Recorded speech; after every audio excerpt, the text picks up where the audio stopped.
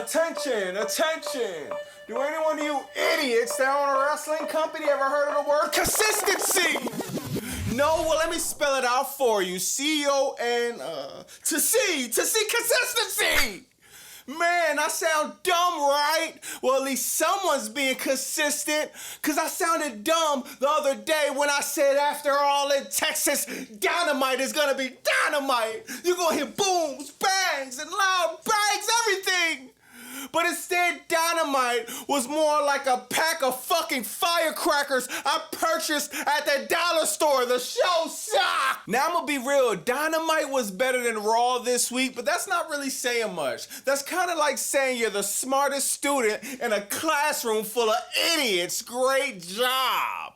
Now, the best thing for me on Dynamite was the Young Bucks segment, man. They had a situation where they lost to Swerve Strickland and Will Ospreay. So they lost their status in the company. So now when they came out, they had to take an Uber. It was no more limos. They took an Uber to the venue. Then they came out. They didn't give them no pyro. Come on, you took that pyro too? Nobody gave him respect. The ring announcer gave him a regular ring announcement. Then you got them in a locker room. They don't get the lavish locker room no more. They get a regular locker room in a boiler room. I wish they just kept that thing going the whole show. That shit was fire, man. You had Hangman Adam Page. He had his acceptance speech. He came out and he thanked the fans. He thanked everybody attended, including myself. You're welcome. You got a promo from Edge talking about he wants beef basically with FTR. You got Okada and Swerve Strickland teasing a match. You got the trios match with the Death Riders and Hangman. And it's like, why are we even doing this?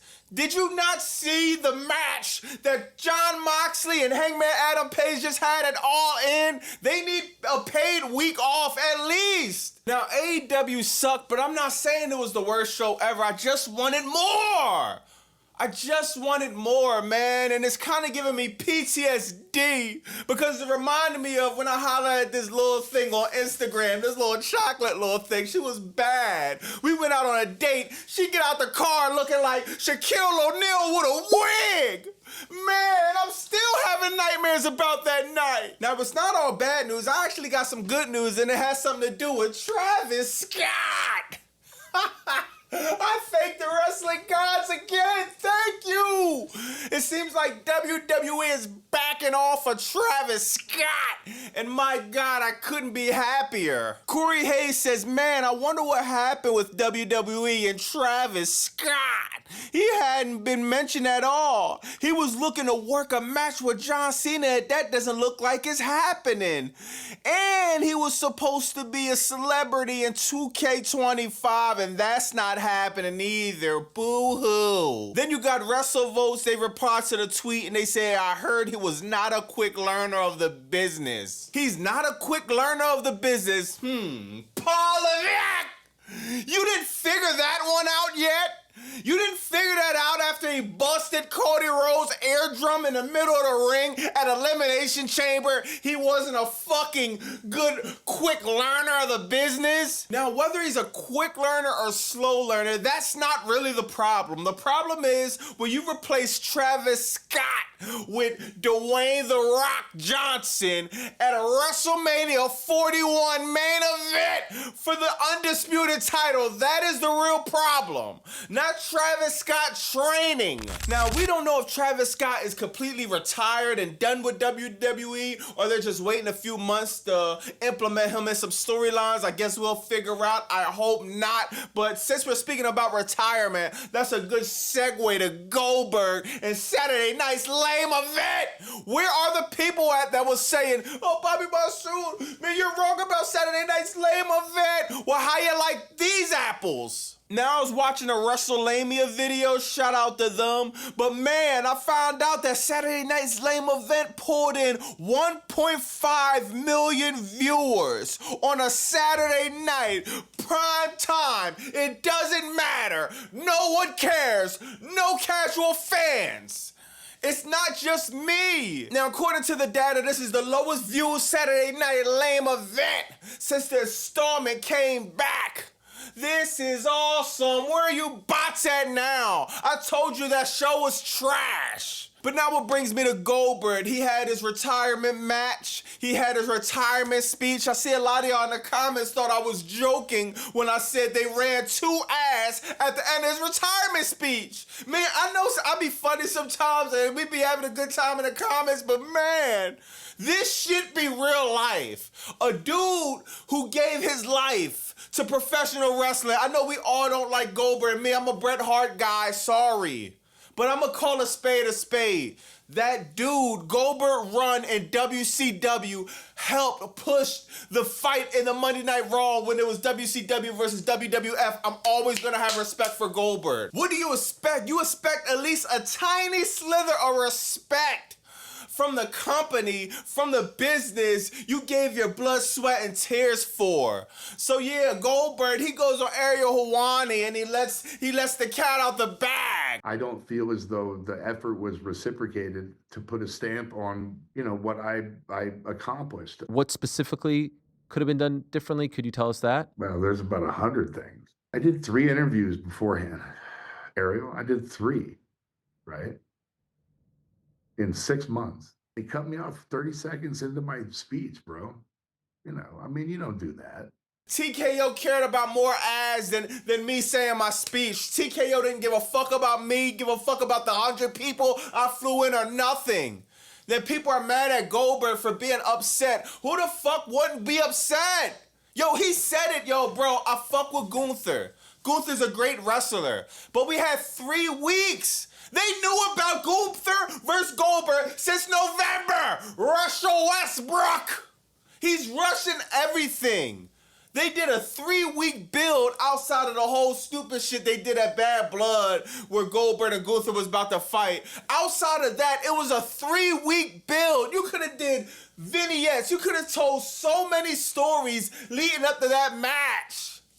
Then people turning around acting like Goldberg's just complaining. No! Anybody with a fucking brain in their skull will feel underappreciated too. He says, yeah, absolutely. They cut me off in freaking 20 seconds with a microphone in my hand, for God's sake. I got 2 weeks before I could really spill the beans and make my feelings kind of known about the entire rundown of the inception of the idea to this delivery, but it was little less to be desired. Well, there you go. Paul Levesque strikes again. He strikes again. I guess it's not Bobby Monsoon, the only one that's out here that's getting sick of the lackluster booking what WWE created. Now, does WWE really think cutting Goldberg's speech so they can run ads is gonna help TKO get them out of the... Does WWE think them cutting Goldberg's speech so they can run 2 ads gonna help TKO get them out of the... They ain't gonna get them out of the $3 billion of debt! Now, Goldberg, I agree with you, man, and I'm gonna call a spade like everybody know, but we have to do something about these botches and these mistakes, bro. I already got heat with you because you took out my favorite wrestler, Bret Hart. So it's already kind of difficult for me to even speak of your fucking name, to be honest. But man, you almost took out The Undertaker in Saudi, if I can remember correctly. And now you fucking cracked the ribs of Charles Robinson? Man, give me a... Goldberg, please, if you're gonna come back, just come back in a segment or come back like Undertaker in WrestleMania 40 and let that be it. We don't need you in a match no more. People are getting fucking hurt.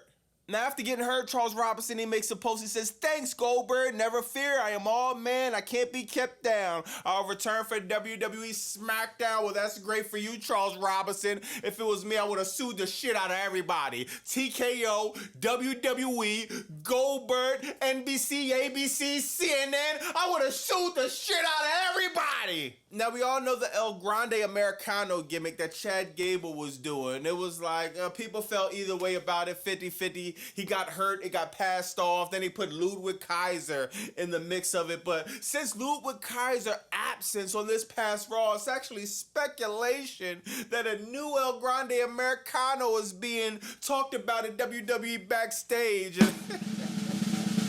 Oh my! Omos. Out of all people, they think about putting a mask on Omos and he'll be in the third version of a Grande Americano.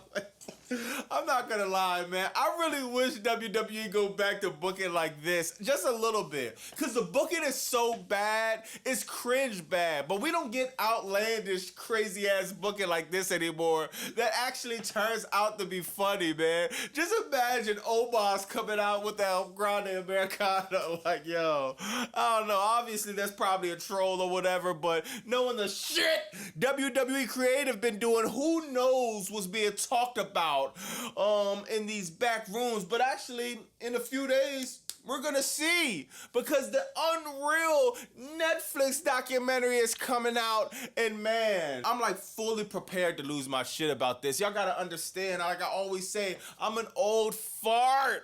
I'm almost 40. I've been watching wrestling most of my life. I'm one of the people that my whole life, you can't tell me wrestling's fake. I'm one of the people that in 3rd grade I thought wrestling was real. When I was in high school in 12th grade, I thought wrestling was real. As a 30-year-old man, I thought wrestling was real. And as approaching 40, you can't tell me wrestling is fake. It's real. So when you put out a documentary called Unreal, I'm gonna be highly upset, and that's an understatement. Y'all be prepared for that one. Cause man, I just don't understand the logic. I guess I do. If I was $3 billion in debt, I'll be doing everything I can to get out of it too. Let me know in the comments what y'all think about that, man. Am I bugging about AEW Dynamite? Bro, I promise, I didn't think Dynamite was as bad as Raw or SmackDown or anything WWE's been doing. But I was highly disappointed. I did want so much more, man. So, am I bugging on that? Should I give Tony Khan and AEW some slack? Also, let me know what you think about Goldberg and the interview with Ariel Helwani. Did he get treated fairly or unfairly? Also, let me know what you think about Seth Rollins. Is the injury a work or not? Oh yeah, and the Travis Scott thing. Or a lot of you Travis Scott fans are crying because we won't get to see him in the main event of an Undisputed Championship. Let me know in the comments what y'all think about that, man. It's Bobby Monsoon, so we'll find, like, comment, subscribe. Bah!